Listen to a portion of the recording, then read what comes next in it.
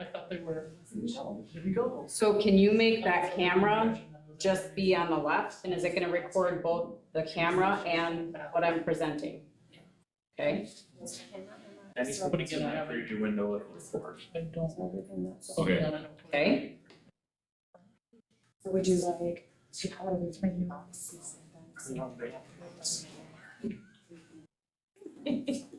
Just a marquee one. Yep, in the air, it's gonna go across. Oh, I'm sorry. Rasmussen's Oh.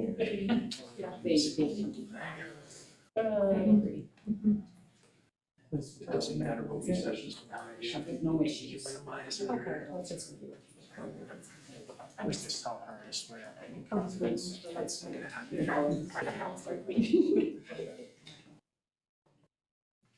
No issue with the laptops, it's just conference. I've got a grandson that likes computers. I do not. Learned the computer repair business and started his own business, home business. Yeah. In home. I'll find you.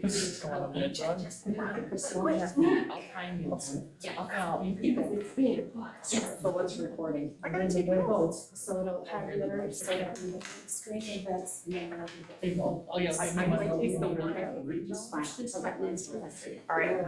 Why don't you guys just hang out though? Thank you. I'm sorry. No, you're good. Are we ready?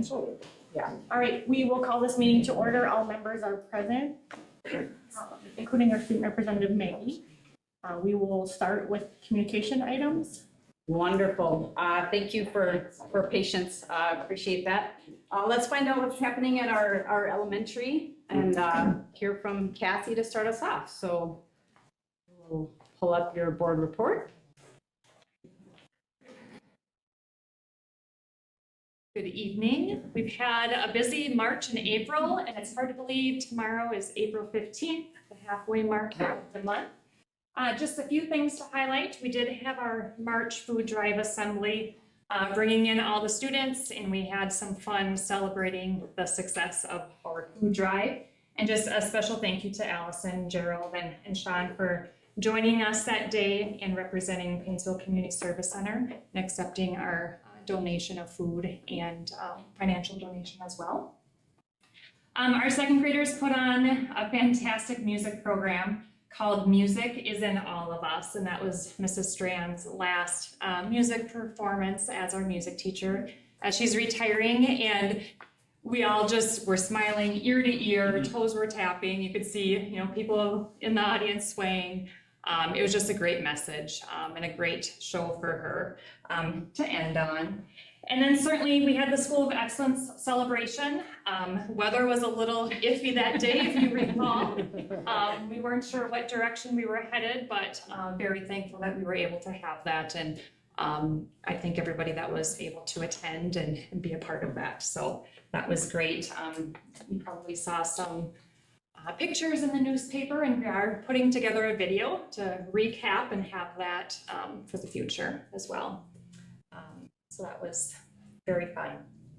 MCA testing, we started that last week with reading, this week with math, and then our fifth graders will take the science next week. And I just wanted to remind everybody that this is one measure, one snapshot of our student learning, and just gives us some guidance on where we're at with math, reading, and science instruction in alignment to the standards. And so at the elementary, we set aside 3 days, not that we're testing all 3 days.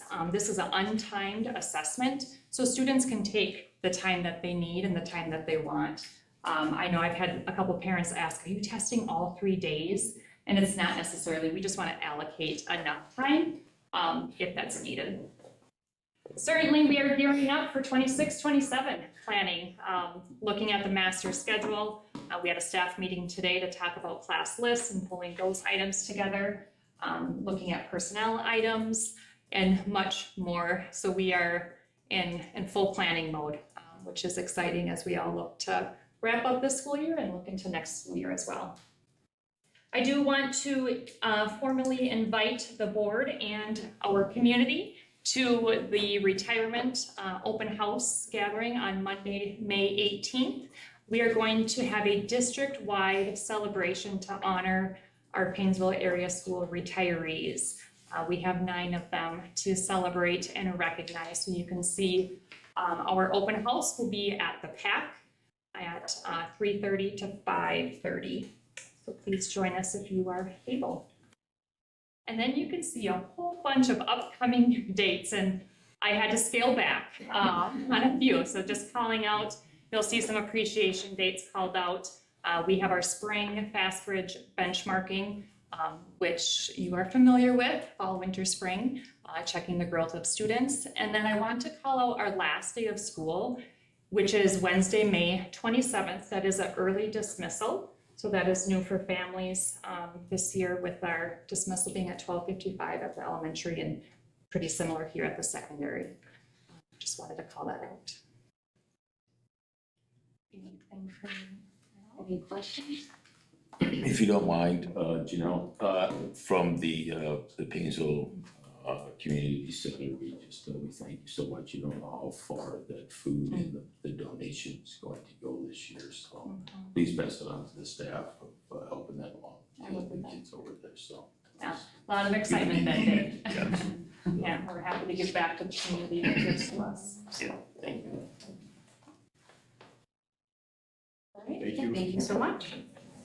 And then we'll find out what's happening at the secondary. So Jesse, if you want to share with us what's going on here, that would be great as well. Well, good evening, everybody. So just a couple things up here that I wanted to share with the board. The first is, Cassie mentioned statewide testing is underway. A couple big things that happened. The MCA reading test wrapped up last week. The MCA math test is taking place this week. ACT testing and MCA science testing are next week. Just some things down there. We completed access testing on March 13th. That's our testing for our EL students. And then we have the dates listed of when the other tests are. So we're right in the middle of our testing season. I did want to put up, every month we recognize groups of students that are Bulldog leaders, students that have been living engaged, embracing integrity, acting respectfully, and displaying resilience, our lead model here. And so I just wanted to put those up for the board to see. These are our exceptional students who are embracing our lead model and being great leaders here in Paynesville schools. So we're proud to recognize them every month for the great things that they're doing. A little bit bigger so you can see. There we go. We can see those kiddos. Okay. Go. Oh, no, that's okay. No, yeah, there's 2 sets. Okay, sorry. Yeah, no, that's okay. Second set. All right. Good. Cassie mentioned we do have some important recognition days coming up here, and I did want to reach out to and circle back to these. So April 22nd is our Administrative Professional Day. May 1st, we recognize School Lunch Hero Day. May 4th through 8th is our Teacher Appreciation Week, and May 6th, so all these happen before we meet again, is our School Nurse Day. And I did want to say, Paynesville schools really run on the people who show up every day and care about kids. So I just want to say a big thank you to our teachers for the countless hours and energy they put into their classrooms every year. Thank you to our school health staff for the care and support they give our students every day. No problem is too small, no boo-boo is too small, right? Thank you to our administrative assistants for keeping things running smoothly and creating a welcoming environment for everybody who shows up in the building. And thank you to our kitchen staff for making sure every student is fed and ready to learn. Each and every person here plays such a key role, and I appreciate everybody and all their work. So I did want to say that. Some important dates just to put on your calendar, especially board members. We have a lot of things coming up here. So May 2nd is prom, and then we have May 15th is our Dollars for Scholars breakfast. This is where we, at Bug Beehive in the morning, where we recognize all of the Dollars for Scholars recipients, and then they get a chance to meet with the people who ended up donating the scholarship. So it's a great time for recipients to connect with donors. We have May 17th is our Senior Honors Banquet. May 19th is seniors' last day in graduation practice. So we do a half day for seniors where we have graduation in the morning and then they hand in and wrap everything up. May 22nd is graduation, 7 p.m. in the PAC, just like we did last year. May 25th, no school Memorial Day, and May 22nd, last day of school. It's also we're getting out 2 hours early, so. Yep. So lots of things coming up here. We're gonna be a really busy end of the school year, so exciting how fast everything comes together. And at the end, I just gave a reminder of my goals for the year, so. Questions for Mr. Rasmussen? Maybe you don't have this number, but how's the participation in MCAs looking this year? It's kind of hard to say. I haven't compared the numbers. I have been pleasantly surprised. It feels like there are less students deciding to opt out of the MCA this year. So again, I don't have any hard numbers for you, but just my gut feeling feels like we have more students participating this year, so. Anything else for Mr. Rasmussen? Thanks, Thank you, everybody. Jesse. Appreciate it. All right. Chris, come on up and let's visit about community ed and let's see what's happening over in that neck of us. Thanks for good timing walked in.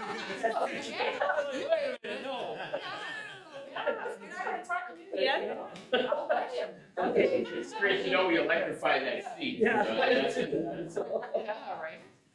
Great, so mine's a little short and sweet. So we had, we opened up and took registrations for preschool, so we are looking at, through my program, we have 46 4-year-old contracts, 14 3-year-old contracts, so we have a little bit of room in our 3-year-old program, a couple spots left. And then of the 46, 19 of those kids are also participating in the wraparound program. So the 46 do not include students that may need support services. So I do anticipate that the class sizes will be anywhere from 15 to 18 kids in the 3 sections that we have. So similar to what we've had in the past. We had March 26th, we had our spring fling. It was about 24 to 28, 0 to 3-year-olds. There was maybe a couple of, like 4 and 5-year-olds. It was mostly littles, and which was great because they were all about the same age. I set all this really cool stuff up. Like I had a ball pit and I put all the balls in it, and then I left to go get something and they dumped all of them out. And so I was like, next time I was just gonna go whoosh and throw them all over. And then we had the bounce house, and there were moms that, stepped in, and one was in there bouncing with the kids, one was at the top helping them down the slide, and one was catching them. So it was a good family event. We had a good time. We had some food, and there was some crafts and games. So it was just it's fun to be able to just bring kids that age and just let them run around. So I learned a lot about a ball pit, so I will not, I was like, wow, it looks great. And then I came back and was like, oh. So yeah, it was fun.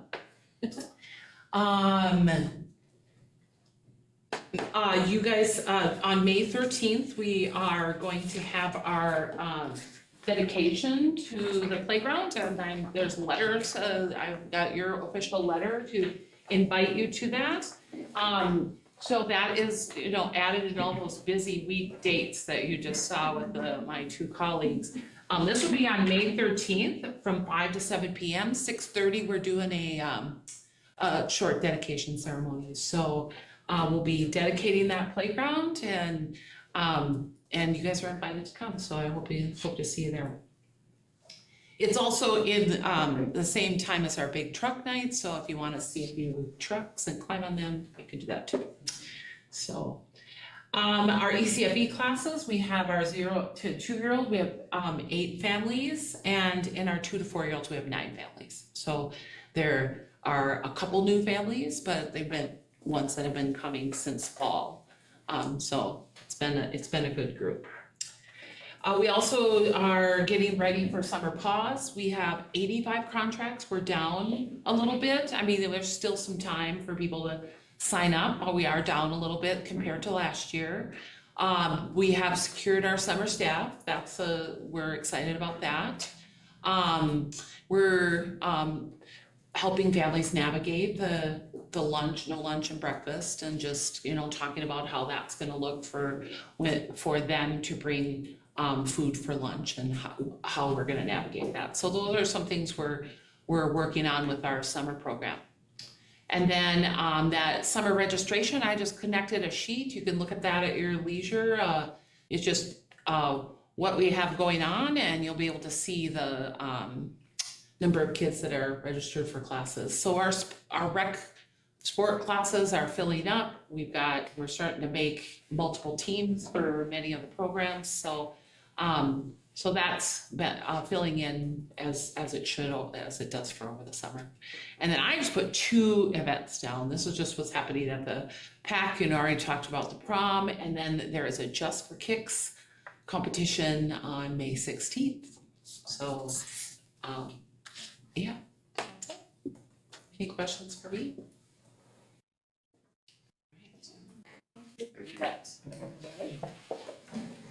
And I'm going to wear the Director of Buildings and Grounds hat today because he's wearing the baseball coach hat today. So, just in regards to, Buildings and Grounds, he just wanted to update you that the science room, the cabinets, Martinson's has made the cabinets and they're working on the doors and drawer fronts now. The tables are actually getting made in the welding shop, which is kind of a cool addition into the science lab. And although we're waiting on the electrician, we're on his schedule. And so all the pieces are kind of coming together, and that's going to be really a cool space. So we're excited about that. Air Handler 5, not sure if that means something to somebody else, but it's Air Handler 5. The coil came in and it's installed. I know he's been keeping you updated about some of the air handler issues, and so I do appreciate that he just is pretty, he's pretty thorough and just letting us know where things are at with those air handlers, because they're kind of a big deal. Softball and baseball fields, they're working hard to get the fields in better shape. They have more time to be putting in on the fields, but it's been an interesting spring for temperature, moisture, all the things that baseball fields and softball fields rely on. So I know that our fields are in good hands. Okay, those are my narratives. I should. Okay. And then just wanted to bring the board up to speed that we've been having some issues with our fire alarm system. It's been going off periodically in the evening. And so when it does do that, our fire department is called and they're called in. The problem with that is if that happens too many times, we start getting charged for that. And so Ken has been working with Brothers. There's a couple of providers that carry your fire alarm system. We are presently with Brothers Fire. And he's been working with them very diligently to try to figure out what is going on. Is it sensors? What do we need to be replacing?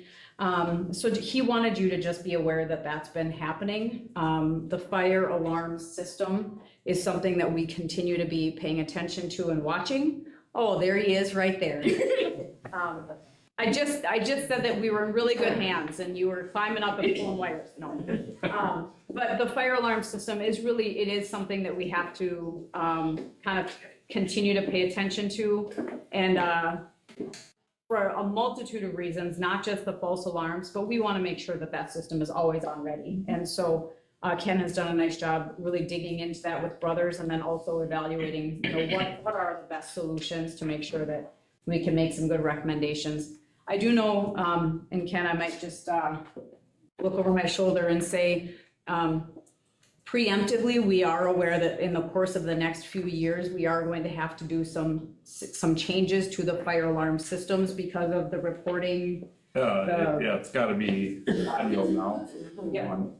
So we have to bring some systems up. So knowing that that's coming and we've got some issues at hand, we are starting the analysis of where do we need to be and what do we need to be doing. So anything else that you want me to add to that?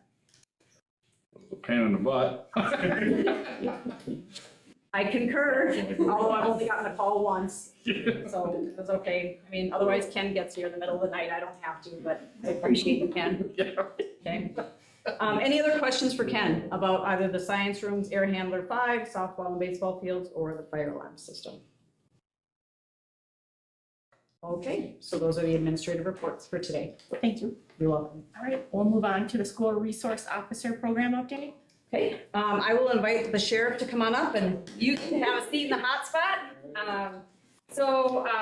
Welcome, and I'm gonna, Yeah. Stoika. Correct. Yes, all right. We had a conversation probably, I don't know, 3 months ago about our current SRO for Paynesville is retiring. And Stearns County has done some support and service for other schools within our area across Stearns County. And so gratefully, Stearns County is able to pick up the Paynesville area schools for our school resource officer support. But I wanted you to just have an opportunity to share a little bit about what that service looks like, how you've served, and then maybe just give the board an opportunity to ask any questions of you as well. So thank you for being I here. am in the hot seat. I know, So, right? So I'm Steve Soik, I'm the sheriff, and when I came in as sheriff 2 terms ago now, I really felt it was important to get into the schools if we could through the school resource program to kind of link the youth to our officers and vice versa, and really those are our future citizens of the county typically, and so just to build some relationships was the biggest reason. That's kind of my philosophy behind the school resource officer program. It's certainly not to come in and do enforcement really, I mean, unless it needs to be done, those type of things, but it's more about building relationships and the community engagement side of things. So previous administration to me, long ago we had some school resource officers, and then previous administration to me kind of ended those programs. We ended our DARE program back in the day, so we brought all that back now into the sheriff's office, and we currently have school resource officers in Kimball, Melrose, and we were in Sauk Center. Sauk Center Police wanted to take that kind of back, which is fine. So we have some experience, I guess, working in places that have a police department, and obviously the communication will be big, two-way street with the chief and with the officers here if there's something going on within the school that looks like it's going to carry over. I don't know what that would look like, but maybe a fight or something, maybe at the quick trip after school or something that's going to affect the police department. We'd obviously be communicating that with the chief. So there'll definitely be a expectation by myself if we come down and be the school resource officer here that we check in with the police department at least Monday mornings or once a week unless there's some kind of emergency. So so what you get from us is a guaranteed officer here. At the minimum 20 hours a week, but we really don't care if they were here 40. But we try to balance that because it's not necessarily fair for you guys to get the benefit where, say, like Belgrade Bruton doesn't get the officers. So we try to limit it to about 20 hours, but we don't really ask questions either if they're down here for 30 hours or whatever. Obviously, our officers all go through the National Association of School Resource Officers and are all members of that association. That is actually by state statute now, so we were doing that prior to it being state law. And then ongoing trainings, they go to the annual conference every summer. Our school resource officers, when they are not in the schools in the summer, they come off the school resource officer position, they just become our community engagement officers. And that's all they do in the summer months is just community engagement, because we have 23 parades that we attend, and we have a youth safety camp, day camp that we actually do out here at the airport for the kids out here. But yeah, that's kind of all they do. And then when the school year starts up again, they come back into the school. So some other things that you get, I guess, through is if you guys want training and like run, hide, fight, we have an active threats group, we call it, that's made up of a bunch of different staff that come out and teach that. We do it for our county employees. We do it for the judges annually and in the courts and that kind of thing. We do it for businesses and we've done it for other schools. I mean, we'll come in and do that for you if you want. Certainly can bring back, now we don't teach DARE, we teach LEADS, which is law enforcement against drugs.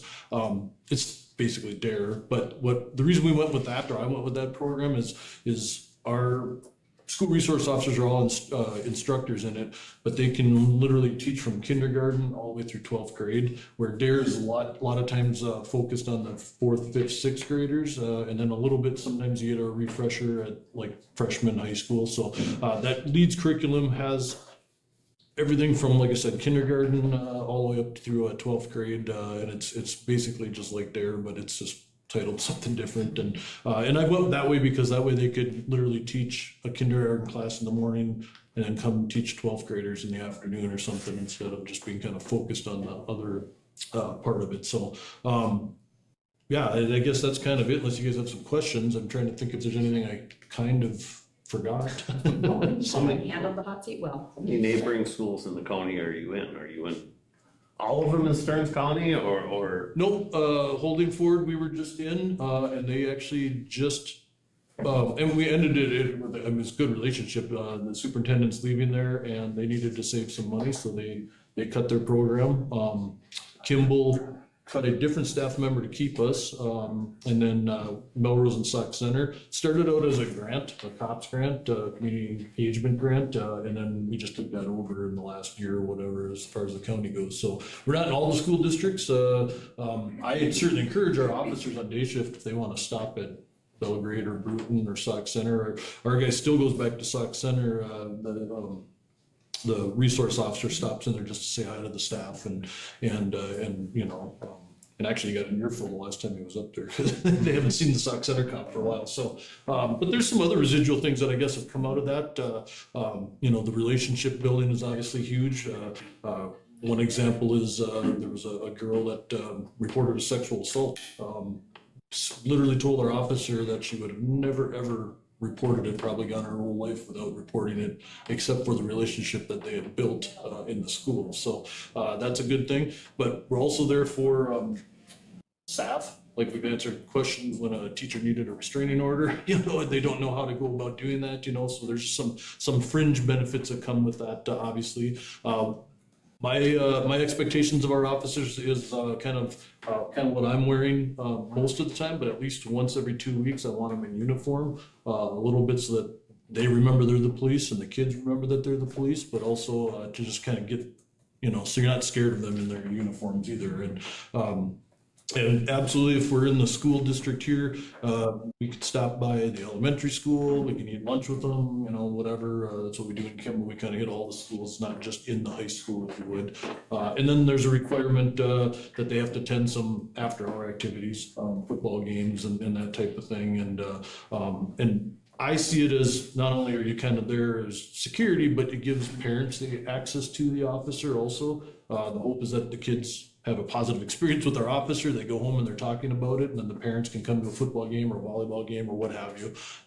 If they have questions, they can interact with the officer at some of those events. So yeah, that's. Okay, so this is a twofold question. Mm-hmm. Does Janelle look into getting a grant, or how, is it possible we could get a grant for something like this, or? So this is part of our Safe Schools funding, pays for the majority of the position. Yeah.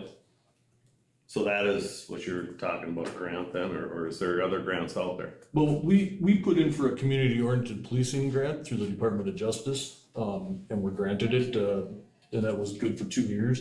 But the expectation is after that, you have to keep that officer employed and then keep them on, so we did. He's still up in Melrose now, 4 years later. And he was in Sauk Center in Melrose, but then, like I said, Sauk Center. Police wanted to kind of go back into the school, perfectly fine. So that was a grant that we got through law enforcement. We haven't applied for another one or anything, because if I go for a grant, I have to actually add a staff member, and then at some point the county has to absorb that staff member. Because if we're at a school, levies are the way they are. So because if we're at a school of, let's say 900 students versus a school that's at 3,000, I mean, the cost has got to be different, I would think. no, we charge the same amount for everybody. Just it's kind of the hourly rate of the officer.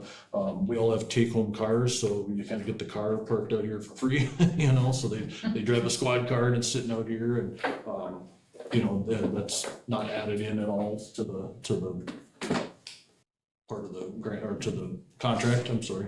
So I was just curious. Well, thank you so much. This is, I think it's been fabulous. Is this gonna come to a meeting where we confirm this, or are we a go already? So the SRO contracts are generally presented in June or July. Okay. So that's when they've been on in the past. I just personally think it's a good deal. Kids cannot be afraid of police officers. I mean, they're all dressed up. They gotta know, no matter where they are in life, they can go to those people and depend on them to take care of them. And I have always been a real believer in that program. Yeah, and, you know, and we had a meeting with Paul and it's a happy handoff, if you would. His guy's retiring. His size of his agency, he can't support the program, so they asked if we could, and we can. We're much larger, obviously. And part of my philosophy is too, is when we're in the schools, you know, there's kids from out in the county that are coming into the schools, like in Melrose and stuff. So we're not only servicing the city, I guess, but the surrounding area, you know, for the kids out in the county. So. And the other piece that I do want to just expand on is that in the event of a crisis or an emergency, no matter what school district we are, the county's responding, the city's responding, the troopers responding. I mean, there's a whole multitude of responses. And I did appreciate hearing the level of coordination between you and the city. So there's a lot of communication that takes place. We're just starting to get into the world of reunification plans and maybe working towards a tabletop with some of the school districts. So that's also something that'll come along with all this at some point. So. All right. Any further questions for the sheriff? Thank you for being Thank you for being here. Some meetings I go to. moving on to the RCCIP update. Okay. Now I'll invite Chris up. I'm good right here. Just have to shimmy one chair. Chris and Bruce, come on up and we'll walk through kind of where things are at and what we've been talking about. So I'm here really kind of in twofold. One, obviously, as a superintendent, I've been inquiring about school capacity, but then secondly, really it's a community juncture of a multitude of agencies coming together to really evaluate and take a look at what's happening with the childcare situation and really the lack of daycare in our communities. And so Bruce and Chris, as we kind of walk through this, if there's things you want to add, please just feel free to hop in, okay? So the Rural Child Care Innovation Program was really it was a process that we had to apply for through First Children's Finance. And the individuals that are kind of addressing this section of goals are Chris, Bruce, Steve Peterson, who wasn't able to be here with us today, and myself. And really, here's really what it is. It was led by First Children's Finance, and it was really about the community coming together to look at the childcare gaps and then talk about sustainable solutions, okay?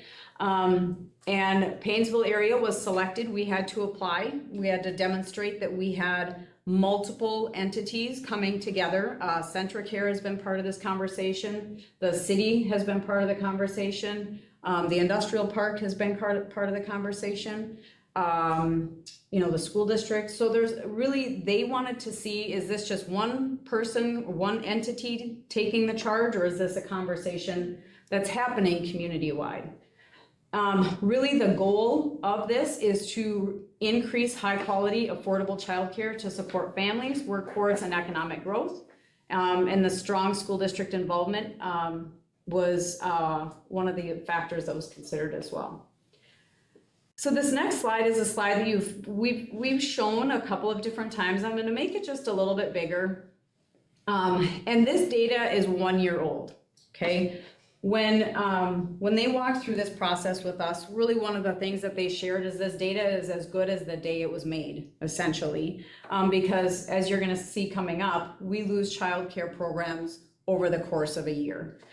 So this really is cumulative of the Paynesville area, and that when they say the Paynesville area, they're really talking about our school district zone, okay? And so within here, you'll see at the time we had 10 licensed family daycare, child cares, and no licensed child care centers. And I'm gonna look to Chris, because what I believe, I'm gonna look to Chris O'Brien, because what I believe to be true is that we are now down to 8 licensed family daycares. So over the course of the last year, we've had a couple of family daycares that have closed. What you're gonna see is that within Stearns County, when they measure slots for daycare, they're measuring how many children are birthed to age 5. So they cannot yet be in school. It's kind of their measurement, okay? And in Stearns County, you're gonna see that there's 4,130 spots that are needed. And for our school district, that is 196 spots. Of the 10, they were able to provide 82 slots, okay? So you can see that's a pretty large imbalance. Thus the reason we're kind of what they would consider a childcare desert. You know, we don't have childcare in our area that meets our needs. The other piece of data that they looked at Can I ask is, a question in the middle of this? Yeah. So the 196 is based upon ages. Is that based upon the people needing childcare or based upon the age? The age. the age. Okay, so of an age group, how many of the age group need childcare? Are we just assuming everybody needs it? Well, when you look That's at. not actually the case. Okay, but look at the green numbers. So the children under 5 with all parents working are 268 families. So then of them you can, so that those are families that either maybe they have parents staying home with them, or not parents, I'm sorry, grandparents, or maybe they're part of a daycare, or they have the rules around, like, you can take in one child and watch. Like if I stay home with my kids, I could take in Chris's kids, but I could not take in Bruce's kids because now I'm a daycare. But I could take in just Chris's kids, right? So there might be scenarios around that. So I think that when you look at how many children there are under 5 with both parents working, the other component of that they dug into a little bit for us is split shifting. You know, how many parents have had to find split shift scenarios so they could have one home, right? Yeah, So but to keep it kind of straightforward, if you take 196 and I look down on the bottom left there, it says 85% children with all parents in the workforce. If you take 85% of the 196, could that be what we really need? And I think there's ways to look at it. I think it's actually the 196 because then there's like one in Roscoe. But RCCIP or whatever, First Finance, they have a myriad of ways to come up with that. And so, because it's something based off the 268, but I don't know how they came from 268 down to 196. Well, maybe it's not It's not an addition of the 82 and the 196. No. So it's something. It's some formula they have. There's a formula, because you're right, there are some who maybe they don't need it and they've got, but the need we're looking for is 196 kids. Correct. What we say, but us as a group have said that our true need that we for sure know is 100. Like, you know what I'm saying? Like, we know for sure. There's 100 that are not getting it at a minimum. so if we round, yeah, that's a good way to look at it. It's basically potentially up to that amount. Correct. Potentially there's 100. Yeah. 16 according to that. But 114. 100, yeah. Yeah. So, okay, So let's go of back. the 8 ones that are out there, how much daycare are they providing? How The 8 much? licensed, these 8 licensed, How many slots are they? yeah, Yes. well, they 6 or 10 apiece or? Well, it depends on the age of I think it age varies of the on the license, childcare. yeah. Yep. And the license. And there's a childcare regulations for, like, you can only have 2 infants. I wasn't gonna get into You know, that. but those are, Maybe so much, just out of curiosity, if the average is 6 times 8 is 48. well, if you It look at, was at you know, 10, 8.2 per se. Yeah, And now we- it's down, so you probably take off 16 off of that even. right, 56. So right now, this community's probably able to provide around 66 66, okay. now. I mean, if you, Only. yeah. So if we're you about try to- 130 short right now, probably, since we lost those 2. So yeah, it's bad problems. And then as I mentioned, in the state of Minnesota lost 289 childcare programs from June of '24 to June of '25. So this isn't, and some of the reasons for that, when we sat and talked, we talked about the increased regulations for in-home family daycares, because of what they have to do to their houses, what they have to do to their playgrounds, what they have to do for adherence to the food programs, right, all the regulations, people, they aren't able to keep up with the process. And these are just some of the outcomes that through this process, and then a lot of the information that came into these slides came from our First Children's Finance town hall. It came from our final survey information that came through, and what they're noticing is that people aren't in the workforce because they're staying home, so you don't have employees. We know that employers struggle to find employees because if I can't have my kids in daycare where I'm working, I might look for something different. So those are some of the considerations.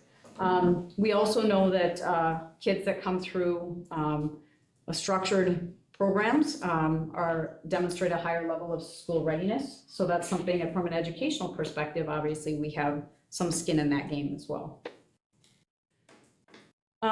So here's really the goals of, and this was the summary of the year-long process with, again, all those entities. Centricare was part of the conversation.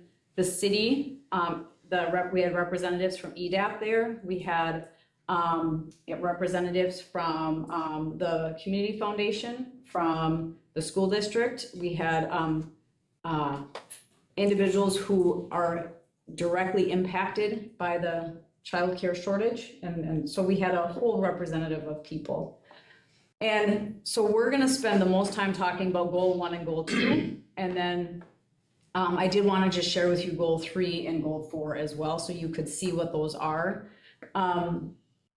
Primarily why this has come up, let me just come back up to goals 1 and goal 2, and I'm gonna make that a little bit bigger, okay? So goal 1 was to determine funding sources to match, contribute, and support financial implementation for short-term and long-term solutions, okay? And we're gonna talk about what some of those short-term, most immediate things are that we could maybe do to try to help keep those, instead of 8 family daycares, can we bring them back to 10? What are some of the things that those community or those daycare providers might have needed, okay? And then secondly, what is, as you see, an in-home family daycare can meet the needs of about 8.2 kids. What's a longer term solution for a center or to support our community? The second, the 2 major entities that have come up through that conversation are Centricare and the school district, because we are the 2 largest employers in our communities, okay? Thus the reason we've sat down to say, okay, what could that look like? And what would be the considerations that would need to go into that? Within that, Can I ask another question as we go? you can, Or do you want me to absolutely. wait till the end? No, ask away. Okay, so as I'm traveling some of the small communities around here, few of these communities have like a big building, it's their daycare building. It's obviously not private enterprise because it's built like this kind of stuff with the fancy brick on the outside, fancy windows, all that kind of stuff. So it came from, looks like public funds somewhere. Do you have any idea what those are about?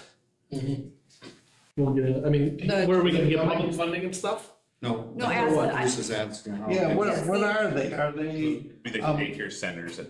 Yeah, are they run by the school as an accessory? Are they run by another entity? Are they private entities? That's a great question, and I'll speak ahead. from what my opinion is a lot of these communities are in the exact same situation. That's how we got involved with this on the economic development side of it. It's been a real need in our community, in the industrial to commercial to schools and the hospitals.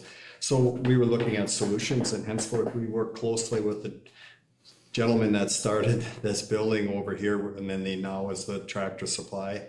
That was supposed to be a daycare, hoping to get some volume people. In some of these communities, they're working with nursing homes, they're working with, maybe somebody will donate a building, like it might be an old armory or some sort of building that they'll donate to neither private entities, so it might be little cells of, and so we looked at all of these options, but different communities are involved different ways. Some nursing homes get involved, some schools get involved. I mean, everybody's fighting. So sometimes there's buildings available, nice buildings, and sometimes they build them. But from what I've seen quite often, they're buildings that were in the community and they're repurposed.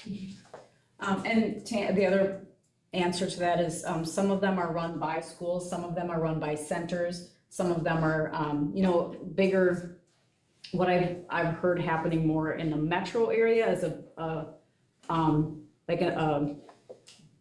business complex will start within that building a daycare for their employees, and that's them run. So it's kind of I've seen those. it's kind of all over options, right?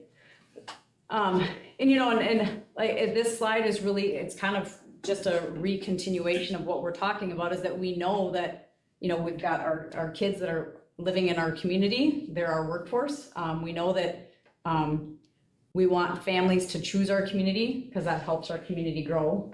We know that we want parents to have the choice to work, and it does make our community thrive, and it brings a more vital community. So this is, I guess, really, again, taking the information that what are the things that we've talked about, or what are the things that Chris and I, Chris O'Brien and I have talked about from a community ed perspective. One of the conversations is are there spaces, to Bruce's point, that we could look at for purposing a short-term leasing option if there are families who wanted to open a daycare and they just didn't have a space?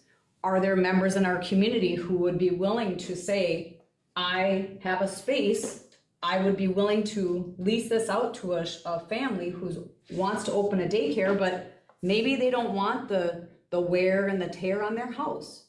Because that's another piece of feedback that we heard through this whole process, is that sometimes families just can't afford to maintain the upkeep on their houses when you've got kids. Mm-hmm. Or what we've heard happens often is mom will stay home when her kids are little, and then she'll open the daycare, and then when her kids age out, she doesn't want to run the daycare in the same capacity that she wanted to when her kids were there, because it's a stress on the family, it's a stress on all those things. So are there spaces that we could look at tapping into for some short-term leasing that people maybe have said, I wanted to do this, I just didn't have a space to do it, okay? Supporting training options through community ed for current providers. So this is something that Chris and I, O'Brien and I have talked extensively about, is how can we create a network for our current providers so that they can have the continuing ed credits that they have to have for their licensure. Because when they open a daycare and they're a licensed daycare, they have to be continuing with the certifications. And is that something that we could do for them? Like offer on their, so that they could come into the school and at the same time, or through community ed, at the same time, they could also start building a network so that they have some support for one another, right? We also talked about. So their certifications are those, like, they have to attend? Yes. Oh, so they don't have online options? Oh, Yes, I think they do. maybe it could be yes, and. I've seen with a lot of certification nowadays, it's moved almost entirely to online options. Bruce, I stand corrected. It could be yes, and. I gotcha. Yeah, yep. I hope I'm not asking too many questions. No, this is great. No, I think this is wonderful. The other piece that came up a lot was a CDA, which is a Child Development Associate program. It's a credential. Essentially, it would be similar to like a CNA. So individuals at school, could we look at, so we're exploring, how could we, through the high school, offer a CDA course? So, because we've heard young students that would love to open a daycare. They don't know how. They don't know the development of it. They don't have the license, all of the things, right? This program is something that we could look at doing here And we could extend that to our neighboring communities, right? And kind of like our CNA program, if students in surrounding communities wanted to come in and take the class here, how could we do that? So we've got some some of our other team members that are helping to evaluate that option, okay? So that gives them the ability to get started. Yep. I like that idea. So that's gonna be, again, one of those options for our in-home family daycares, okay? And then the long-term solution is what makes the most sense to model for a center, okay? So then, again, these are just some of the things that the district may wanna consider as to why. I think we've talked a lot about growing our enrollment. Now I'm gonna put on my superintendent hat and I'm gonna tell you, I really want kids to be going to daycare in our community. I don't want our kids to go to daycare up in their surrounding communities and then get their feet in the preschools in the neighboring school district because they get a ride. You know, Jacob, if you can pick up Susie and Sally and bring them over to daycare at, we'll call it Starbucks. Then I don't want a parent to say, well, that's gonna be more convenient than me having to go get them and bring them back to preschool in Paynesville, right? Those are concerns that I have as a superintendent when I think about not having access and flow from young parents making a choice to Paynesville. Were you gonna say something? And I was just wholeheartedly agreeing. It's, you know, when you go to daycare, which I've heard personally from parents who have moved specifically for childcare. You know, it's not jobs, it's not housing, it's where can I find childcare? And some have moved to our community because they just had a resource that they could use. Some have moved away. But also, you know, your kid make friends. He's going to want to go to school with his friends. He's not going to want to come back to go with random kids. He's going to want to stay where he's at. And it's just, I think it's a great opportunity for us to expand our enrollment. You know, 3 families that have kids sent their kids to another school district because their daycare was in that district and the bus would pick them up from daycare. Is there a building in town here that, I mean, probably going down, it's too late now, but I always thought there was that opportunity for the old alcohol, the Tractor Supply, but that was the building that wasn't up to code, or I guess that doesn't. No, the guy bought it to do that, and then I think he had a bunch of grant money and stuff, but it didn't work out. Yeah, obviously, yeah. We'll just leave it at that. Yeah. He completely remodeled it, it was ready to go. It was completely ready. But is there a place in town where you're thinking that somebody could start a business, or? That's what we're trying to look at. That's what we're, yeah, It's that's what we're hard to looking at. find Trying to look at every option that we can. There's so much logistics with mold and just everything that has to be up to code. No, it's a good point. Yeah, there was another thing I forgot. So at the MSBA conference, I sat in on, was it Dawson Boyd or like, I think it was Dawson Boyd. Yep. And actually, so they did a in-school program and it went from their community ed was losing money like crazy to now it was running a very healthy profit and they were able to expand other programs because it was just so successful in that sense. So it's not just necessarily a cost, it can pay for itself on its own. And I think that, you know, we've been talking as a community for a long time about the daycare issue. And I think this is probably the most, I think, fruitful conversations that I feel like we've been having about next steps to actually make something come to fruition, to be part of a solution. And I think that the school district has an opportunity to be part of the leader in that conversation. So then what's happened thus far? So because the school and Centricare were identified as would it make sense to have these here, we did go up to Little Falls to visit their, because Little Falls, their program. Little Falls went through the RCCI program, RCCIP program as well. They walked through the evaluation, they walked through the feasibility, and then they did had a matching grant opportunity that was written by their city. The city of Little Falls,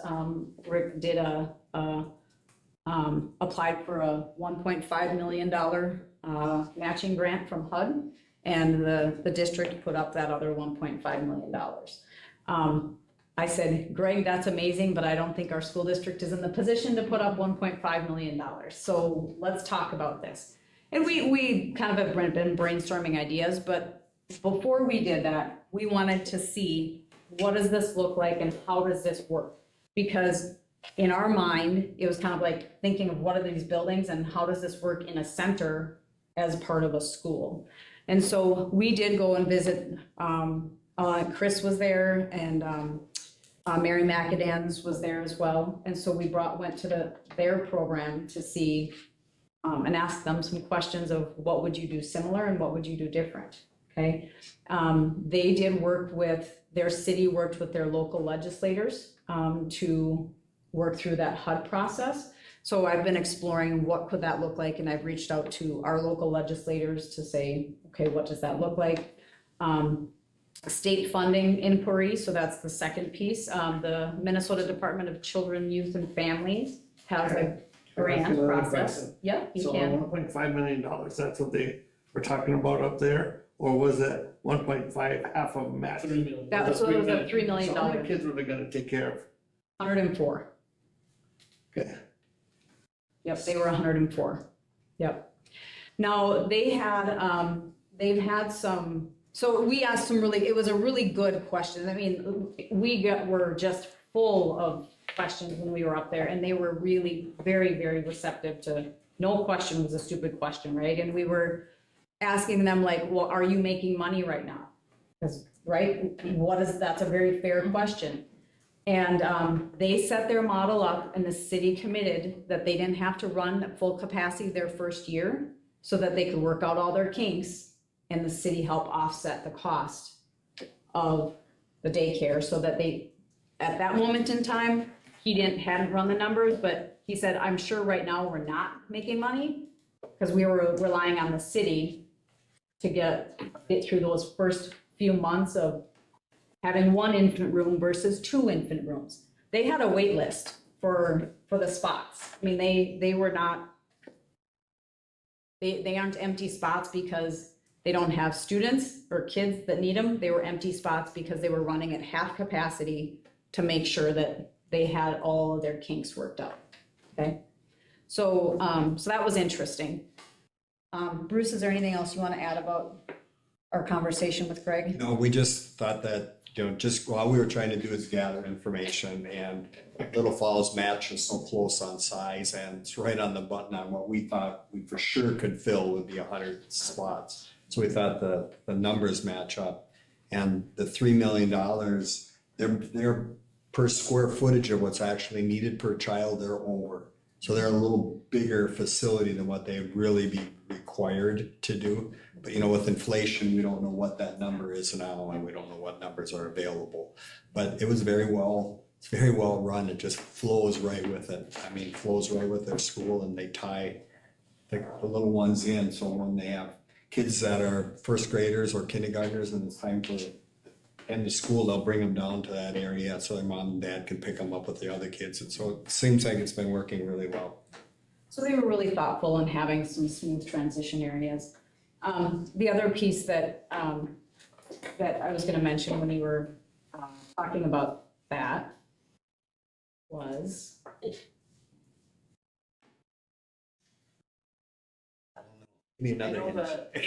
Well, the rooms also doubled as they would do their early childhood family ed in those spaces, preschool, so there was daycare, and then over on another section, but near it was the school portion, so your preschool and your 4-year-old preschool and your 3-year-old preschool, and then if they did day or evening ECFE, that was the whole. They were able to use the whole They used space. the whole space. I was gonna add that the extra space that they used, so we were there when it was cold, and it was their big space that was excess was for an indoor play area. So then they had like climbing things for the kids and little trikes to ride around, so it was more of a that's not necessary, that's not a need to have, that was a nice to have, right? And but it was one of the things they talked about when they did that, that was. And they talked about using some of the school's cafeteria, they bring the food in, so they're able to double up on a lot of those costs. So when I was a kid, we had 1,500 people in the school. We're down to 900. Do we have empty classrooms or classrooms that are not used to capacity where we could have space for something that in our existing facility, only based upon a growth potential, right? You go out and you build something really big and fast, and you've got a lot of expense go with it. If we could coordinate something that we might already have with more efficiency, then we would move forward with something like that, maybe more expensive, as we saw it work, as we saw it grow. We've got a 4-lane that has just come through here. We have all the growth potential of anybody around us. I believe what we saw in New London and Ricori is all coming here. It's gonna take a little bit, but Bruce, that's a super question, and we've talked about that. I'm looking at Cassie, and we've talked about like how are spaces used at the elementary. I think we'd have to do some pretty substantial repurposing. And now I look to Ron as the concern of when you start repurposing, what happens with your construction costs? You know, like when you remodel, now you're bringing asbestos, you're bringing all these things up to code. Not that you can't consider, you just have to know. What about here?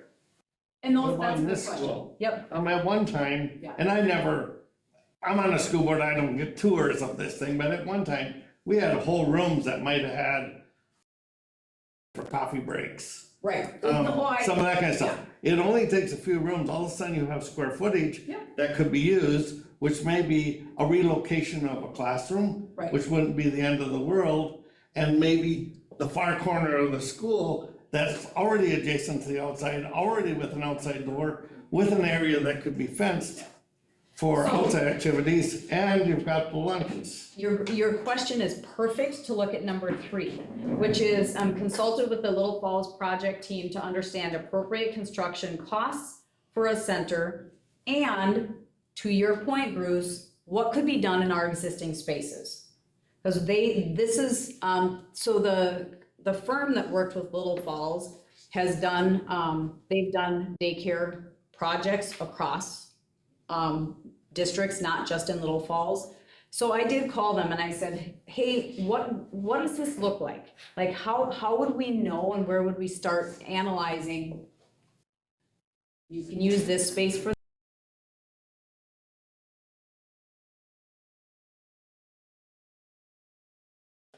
it is something that we need to look at, and I think that might be a short term, but I think our data and what we know is that there's a need greater than, I mean, even if we had 100 slots, I don't think that's gonna solve the problem. I think we're still gonna have kids that are looking for daycare. Even if we have 50 slots, that's not.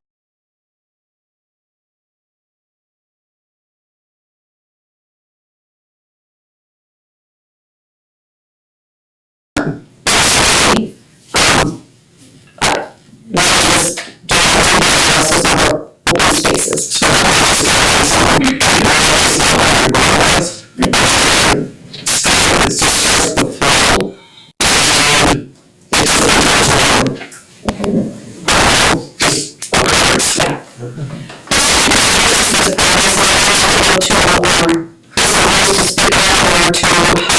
Conversations can need to happen across the community for potential matching grants. The state funding program I talked about with the Minnesota Department of Children, Family and that's very similar to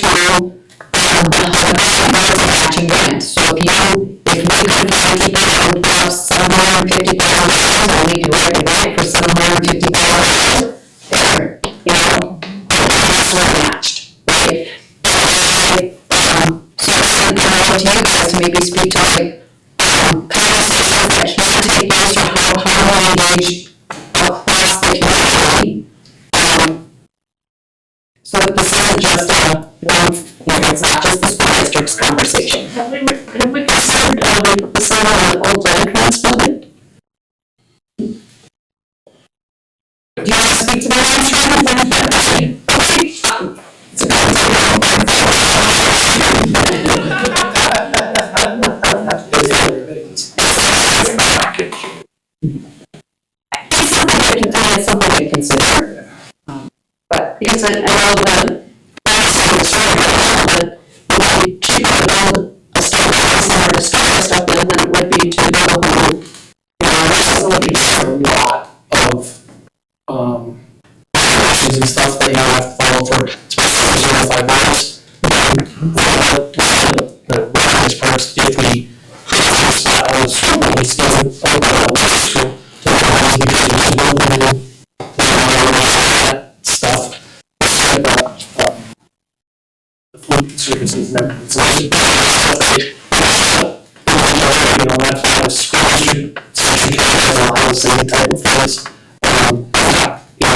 nothing up as well.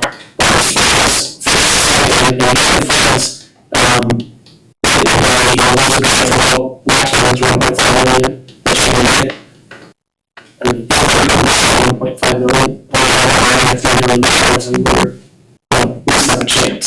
Not saying it's gonna work, I'm not gonna say it's gonna, I think there's a chance, that way.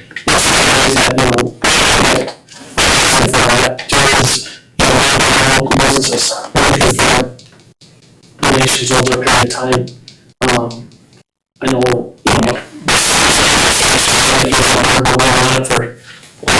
for almost 3 years, and 25 years, and Bruce was on it for a long time too. His problems and jobs, trying to come up because here, and it happens, and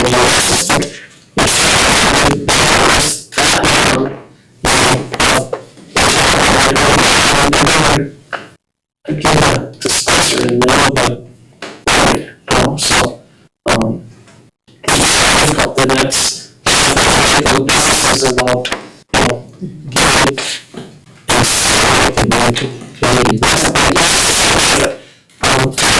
and I think that's what we're looking to get to.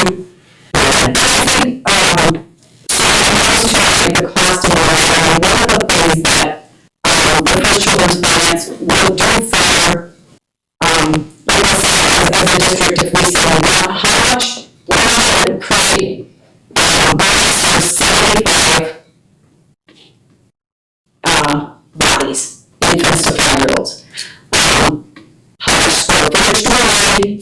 What is it going to cost? How much do we have to charge per family? What costs will have to be covered? And they can develop all of that for us for free. Because that's part of this process. And so,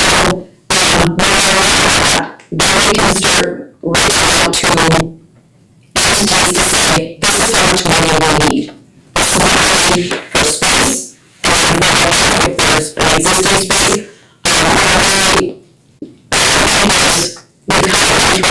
doing the same work for spaces in the building and in the community that are available, readily available, quality intervention, of spaces.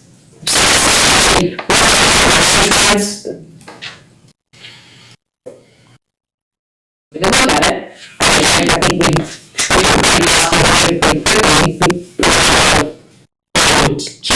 we serve that square footage.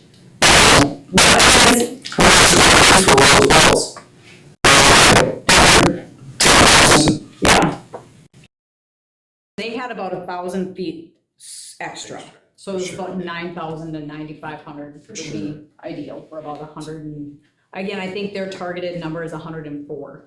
And there's a reason for that too. But a lot of these are just as coming to, a lot of these numbers and what we're told, we haven't verified these numbers. So for example, Little Falls started the remodel process and just said it wasn't feasible by the time they look at it. So we took that as information. So looking at these, until we really would get costs, we wouldn't know exactly. But to add to what Jen was saying, we did work at the higher level at Centricare to see what they could do for our community, to work with them as such a big employer. So we're trying to work with them also on some of the funding to just see what we can come up with, but wanted to just show or share where we're at right now. So as you look at it, is the growth in this, in the larger facilities, generally public? Like I said, the ones I see, those aren't buildings, private enterprise bills. There's two different prices. There's a private enterprise price and there's a public price. And sometimes the public price is quite a bit higher, but that's what I see, is stuff that doesn't look like it's private enterprise. Right. Is that where the growth is?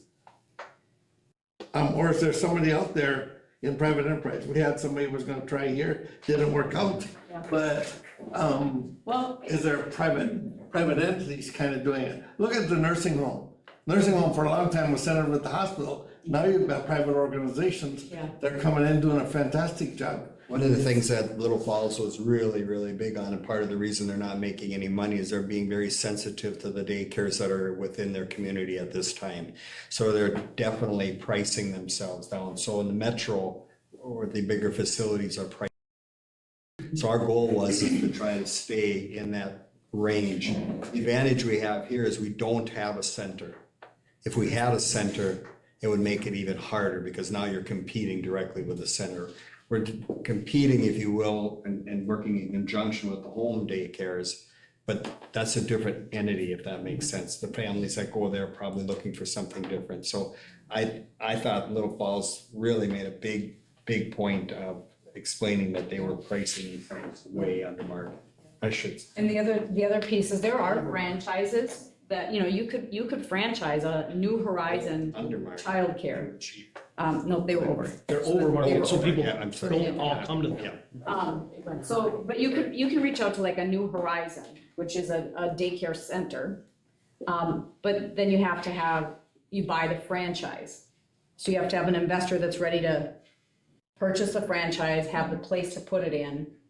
And then, I mean, that would be great, but we haven't had anybody that's really said, sure, I'll come to Paynesville, you know. So is there anybody around, helping the 6 and 10 daycares in homes?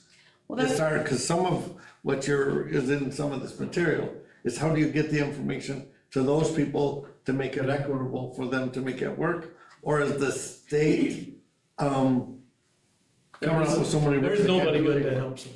well, We did because through we this were, program. yeah, because we but were until part of this then, nothing. program, they can reach out to First Children's Finance and say, I'm not making enough money. Help me model. What do I need to do so that I can, you know, what is a sustainable price?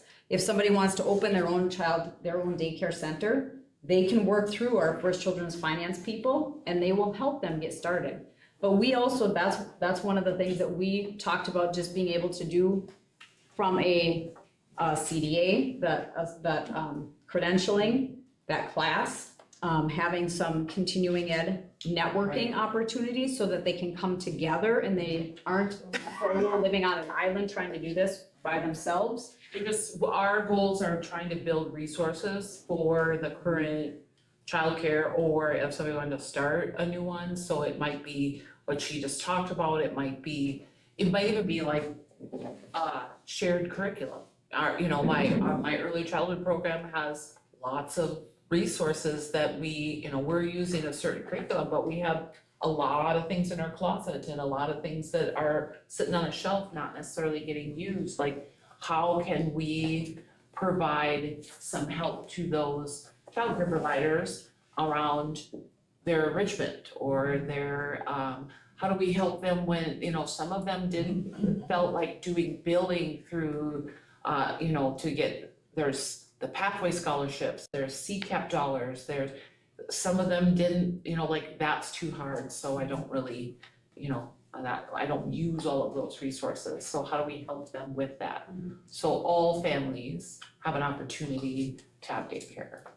So this is I guess maybe even a 3-part question, but so you guys, I'm not saying you're doing this, but is there room, 10,000 square feet, to put something to the south of the elementary school if you did something through the school? Like on the referendum, or what do you? I think we'd have to look at what the space. We don't have any spots picked out or anything. We're still. But there wouldn't be room in the elementary ground there, right? I think For I think there would 10,000 be, square feet? I think there would be room off the buildings. You'd have to be probably separate with a causeway. so that you could get far enough away, because we just put that beautiful playground in.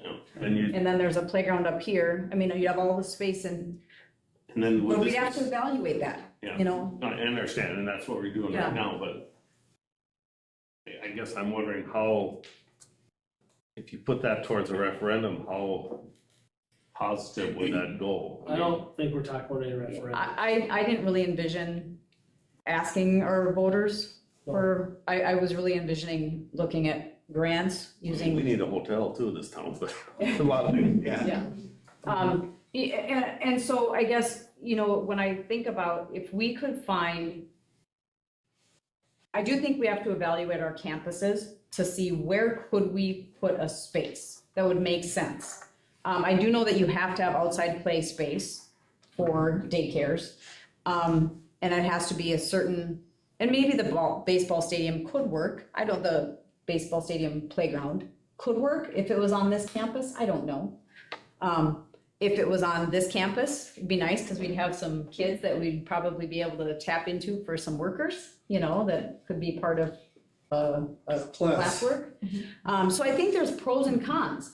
There's pros and cons to both scenarios, and I just don't know because I really haven't asked too much to dig in until we had a conversation, because I have heard, like from community members, I've heard, well, the school's gonna bond for a daycare. And I'm like, no, that's not the story. And so I wanna be really careful, because I don't think that's been the message, because I don't think our community has and I could be wrong, and you might hear more after this conversation, but I don't know that our community has the capacity to bond for another building. I really didn't envision that was going to be a feasible option. So what we've really talked through is how could we generate enough grant revenue, donations, fundraising to build a space, and then figure out who's gonna run it. So any of these communities out surveying anybody? And the only reference I have is stuff that we've been successful here at the school is getting out with surveys for people to fill out. Our results come back pretty good for surveys, but there's so many people in a community like this that have knowledge that we don't even know to tap it. And so the areas that you've looked into, anybody surveying an area about this, just Yes. a general survey that gets out there. What do people think? What do people think? Because the people are the ones that make it happen, not just a few people. We did, so part of this process, before we even got to this, through that RCCIP program, is there was a survey that was sent out to our community to understand what the experience of daycare is, and to understand. And that was online. No. It was mailed. It went to people that have kids in that age group. It was a couple years Like- ago. Yeah, it Bruce, was like we 2 didn't get years one. ago. I didn't get one, you didn't get one. I would have got one. I filled one of them out. All I'm saying is when we've gone out for the surveys, Yeah, we're trying to get to everybody, because And you can this take is- that person that was involved in something like this down in Minneapolis, interested in trying to help the community with ideas that we're gonna be forever imagining. yeah. And once you can get the input of the public, those things can kind of generate a little bit. And it's a guidance thing. Yeah, and I think there's been a number of communications around the town hall event was a public event, and that was in the press. It was in we put it in our community brochure. It was in, so it went into a number of, and we have a number of places that we know people read. So because it was in the press, and I know that that's a big indicator. But I think that unless somebody is impacted by it, it might not have risen to the level of importance. But, so I do know I've that. always been one to have it in the mailbox. Yep. We have all these different sources. It's just like advertising. What do you use for a source to advertise these days? It's all over the place, and it's small percentages. Everybody got a mailbox, and that's what we've always done with those surveys that we run for the school. And honestly, in our decision-making, in my mind, that has been helpful for, what have we run, maybe 3 or 4, Cheryl? Yeah. I've had. There's nothing. They come back with information that is mind-boggling of people just wanting to help, but we don't know that they wanna help. Yeah. And if it's an issue they realize, there's gonna be a lot of people that are 65 and older that realize exactly what the issue is. But they have kids that are struggling with it in another community, but I was just curious. Yeah. So I think that's something that if the district wants to consider a survey, I could certainly reach out. I think in my hearing, is it okay to continue the conversation of what our space is, to do some analysis so I can bring back conversation to the board of, these are on our campus, this is viable, not viable, walking through buildings to say, is that, because I don't want to overstep and engage in a conversation with somebody and have the board caught off guard if that's not okay. My thought on another survey, because I apologize maybe to you, Bruce, because I've been involved in this starting not at the ground level, but at a certain time got involved in this. And I would say doing another survey, all we're gonna do is just bring up stuff again, and what does that data really get us? I think what we need to do is just continue with this course now, and just move forward with what we have. I agree with you, Janelle, maybe start taking a look at spaces here, if that's where your group, because I'm in a different group, looking at things, but if that's where your group wants to go, then maybe that's where you, that you look at, or maybe there's other things that you take a look at.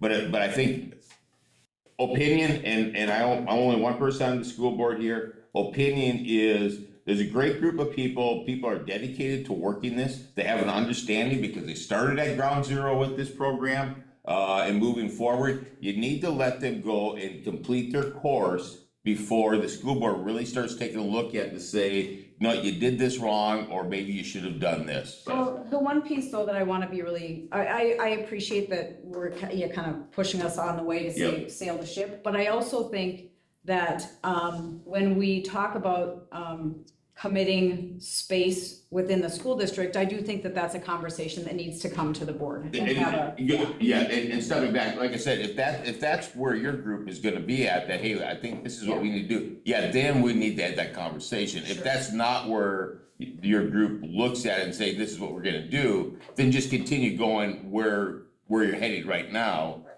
with it, so. And you'll see the Paynesville Area Alliance, they've been very involved. Joe Voss is actively involved, as is his granddaughter. They've been in the process beginning to end, because I think that's something where they feel like they have some funds that they would like to be able to contribute toward the solution. As Bruce talked about, Centricare is, they have been approached. We haven't made a formal ask, I guess, because we don't know what we're formally asking for. But there is a level of recognition that we need to have a solution, because their employees too are going to benefit from a childcare solution. The city council we've not approached them with a specific ask, but as Chris and Bruce were both on EDAP for many, many years, they know the mission of what's happening. Joe Voss is currently on EDAP. The Paynesville Area Community Foundation has talked about ways that they can engage and try to be supportive of the process. And we've got parents representatives who are coming in saying, okay, what can we do? So the reason I put those pieces on there was so that you all could see how many organizations are coming together for a solution, which I think is I think that's exciting to make it feel like it has some momentum. So, and then we were just gonna ask for questions from the board, but we've been doing a good job all the way along. So Chris, Bruce, anything else that you guys would like to add? No, just the one bit that I'm assuming you would all want to know, and I've been trying to gather that data is what is the impact if you do have a daycare to admissions? To how many additional children would you bring in? Then it helps that math a lot. And Little Falls doesn't have any data on that yet. I've tried to look on the internet and I haven't found anything. All I can say is Richmond, Peter and Paul Church, the little Catholic school, they were going to be shutting that down. And Cold Spring Granite went in there and helped them put in a small daycare. And I just talked to one of the board members there that turned that school around. Their admissions are way up. And it's not just that those kids are in that community, but once they're going to school there, they bring them up and they're just used to it. And Freeport's the exact same story. Again, those are very little schools. So I think that's very valuable for the school board to have that data. I'll continue to see if I can find some statistical data that says if you have 100 children, what percentage would you get additional that you would have gotten? And it's a hard number to find, and I haven't found it yet. I don't doubt that at all. When you guys are collaborating really well and you're really looking into things, we've had a lot of information from you guys, and that's great. I love that. Have you considered possibly having several smaller daycares instead of?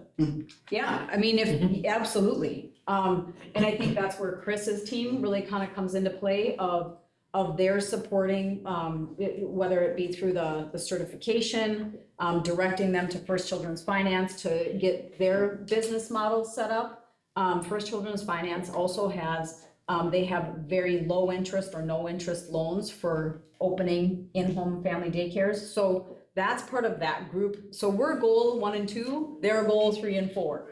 So, Just to answer, yes, yeah. And I mean, we'd love that. The problem we've had here is that since we've started this thing and bringing people in and learning more about it, we're -2, or -2 daycares. And so it's there, and looking at the finances for in-home daycare, you better love those kids because you're not gonna make much money. It's very, very difficult. It really is. There's just not a lot. That's why some people can do it for a while, but they usually get burned out because there's not much at the end. There really isn't. That's why that 100 kids is a big deal, because you need to have that size almost to survive. Well, one empty classroom is probably 900 square. 5 extra classrooms is close to 4,500. But the thing with that, Bruce, it's not an apples to apples, because depending on the age, that space that they need grows. And you gotta have separate bathrooms. Yeah. But I think we definitely want to look. We wanna into it. look at We're not, we love this. This is exactly. and that's where the people that have done this, they're gonna be able to look at kind of and say, oh, this, you could make this into this space. And they're gonna know that, whereas we might look at a 900 square foot place and say, well, put a crib here, put a crib here, put a crib here. Great. No, that's not, You can't do that. it's not quite as simple as that, but But it's still worth. it's exploring, absolutely. So, I want to I'm hearing that I have the board's blessing to just continue exploration. I'm I not don't think getting we have any funds. choice but to figure it out somehow. Okay. I agree. Okay, Yeah. okay. Anything else? Don't Okay. take up a- Thanks, gentlemen. I don't mind. Thank you for your. Thank you, sure. For the Twin Cities. All right, thank you. All right, So we will move on to budget development. okay. So this is fairly straightforward. So what you're going to see is, thank you. So what I've done is I've just added, so originally this is gonna be a running document for you. What you see is that the original is in black text, March was when I added blue text, and April is going to be the green text, okay? So really, you're only going to see the biggest additions at the end of the document, where Rick and I have done some extensive analysis of our activity fees, okay? I know I've talked about this with you for a couple of different budget seasons. So we started doing some analysis. So all of our activity fees have not been touched since 2015. That was the last year, the 2015-16 school year is when they went from this, From the amount to this. this is the current amount. So our 7th and 8th graders pay $55 and 9th through 12th graders are $75. Rick did an analysis of the 11 school districts in our closest proximity, and their 7th grade average is $83, their 7th and 8th grade, and 9 through 12 is $120. We thought that it was, and that would have been in 24, 25, so that was last school year. We thought it seemed reasonable to look at a moderate split of that, and make a recommendation for 75 and 100. So $75 for 7th and 8th grade, and $100 for 9th through 12th grade. We are not making any recommended change for the out-of-pocket family maximum for the year, because the average was $404. So we felt we were pretty on point with that. We also took a look at our hockey fees. The recommendation would be to increase the hockey fees from $400 to $500. And the average for that is $600 when you remove St. John's Prep. St. John's Prep charges $1,000 per skater, and NLS charges $165. So we took the high and the low out of the averaging process, okay? When you left them in, it was $667, okay? The non-athletic participation fees, so again, those would be like your one-act play, your speech, or things like that. Our current rates are $40 and $45, looking at a modest recommendation of $55.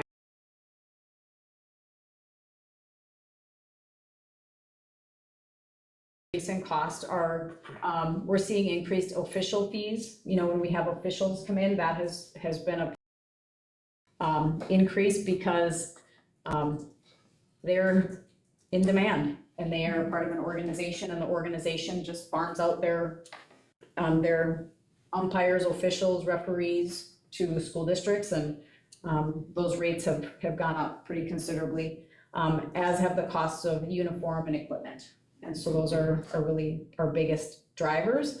And so that would be the consideration to look at our fees that haven't been addressed since 2015. If you raise the fees, how much money will that bring into the district in a year? Yep, I have that for you. It makes sense, but if it's not gonna really make any difference, I'd sure hate to see participation change. Plus, I'm also not a huge fan of always including New London, Spicer, or Corey, and those kind of schools in our numbers, even though reffing fees are all the same. Okay. I'd be real interested where Kimball and Belgrade and. They were included in that 11. They're included in all of the 11 around us. So But now we hold an average, but Yeah. are those schools more close to where we are at? And in the average, when you include the others, is that why it moved up? Yeah. I think the last time we looked at it, we really weren't that far off. Yeah.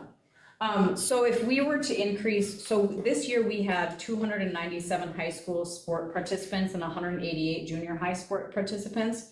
So if we use the average number, which is more than we were asking, that we were recommending, we would bring in $19,000 more. $19,000 more. If that was averaged, using the average. So we were suggesting, I didn't ask him to calculate it with. No, that's close enough. But it gives you. So it's a sizable number, truly. It's not nothing. When my just first thought was that I think the last couple of years when we've looked at the activity fees, I've kind of like we've been hesitant to change, but at some point in time we're going to make some adjustment. Otherwise, we're going to be so far behind that we're like, oh my goodness, now we have to raise it this much, and that's really gonna yeah, okay, I'm okay with this. It's been over a decade. Yeah. I think it's time. And we're not balancing our outgo and our input anymore. I mean, at some point, we need to make an adjustment. So these are just informational right now, and I will be open to feedback, and it'll come back on again as another consideration. So if you have other things that you'd like me to look into, please let me know, and I'm happy to pull that data as well. The other thing that is just open for discussion are activity passes.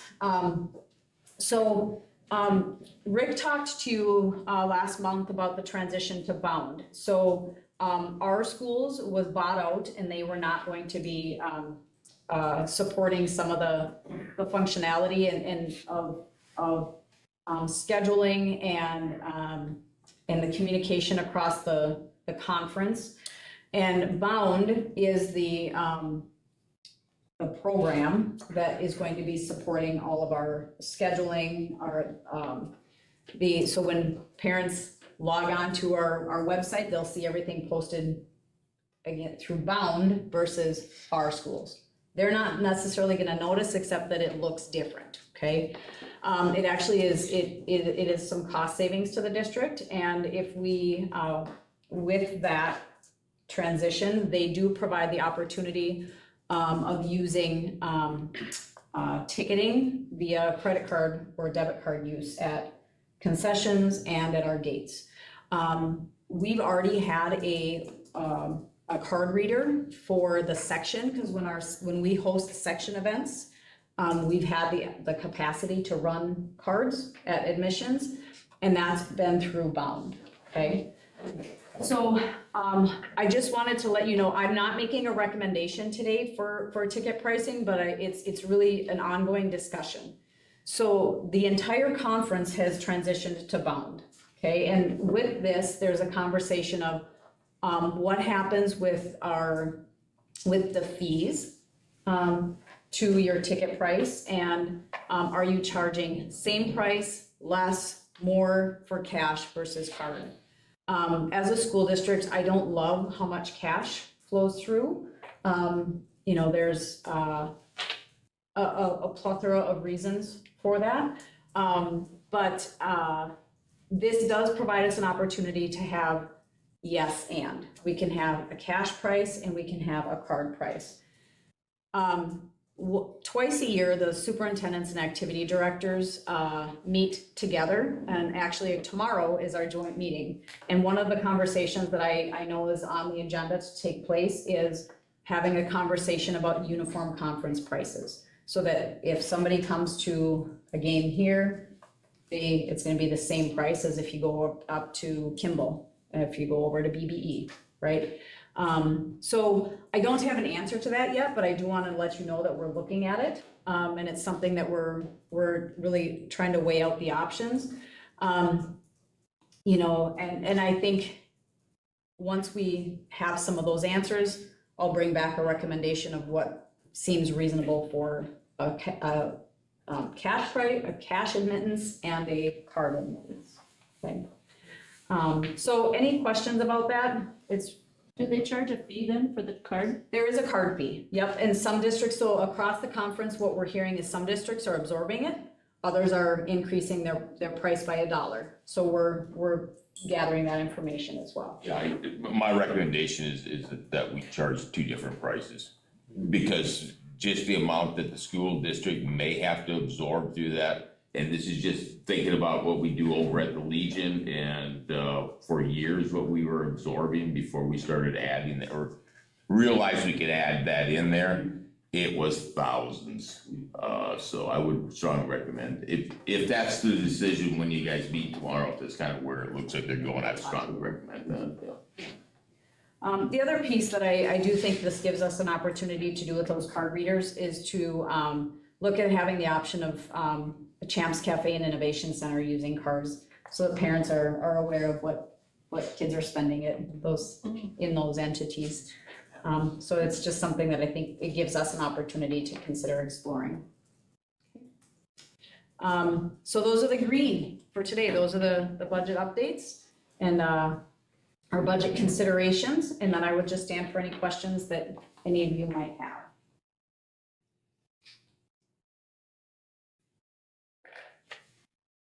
Hearing none, we will move on to the request for information roundtable. I do want to make a note though for our May work session that it's in the afternoon at 1:30 on May 12th. Yep.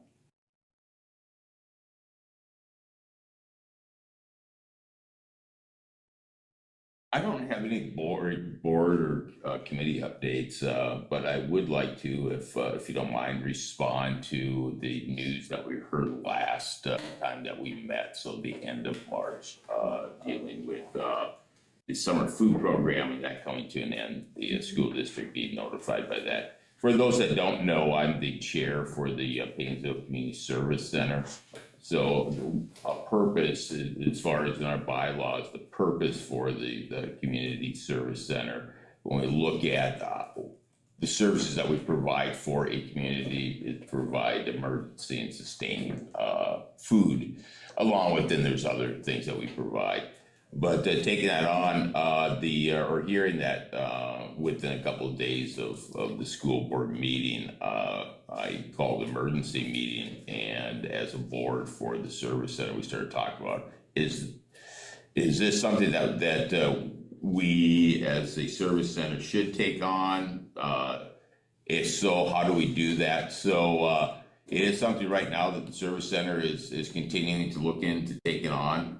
It's a very strong presence right now as far as the board members that, yes, we need to serve our community because that's what we're here for. But I've been working with Janelle and with Chris O'Brien, just trying to get data on the cost of this. You know, if the service center were to provide the meals, and the way we broke it down, just using the same calendar dates that Chris did in the spring and summer catalog, about 54 days is what we're looking at. And we're also working on looking at, is it going to be breakfast and a lunch? Is it going to be just breakfast? Is it just going to be lunch?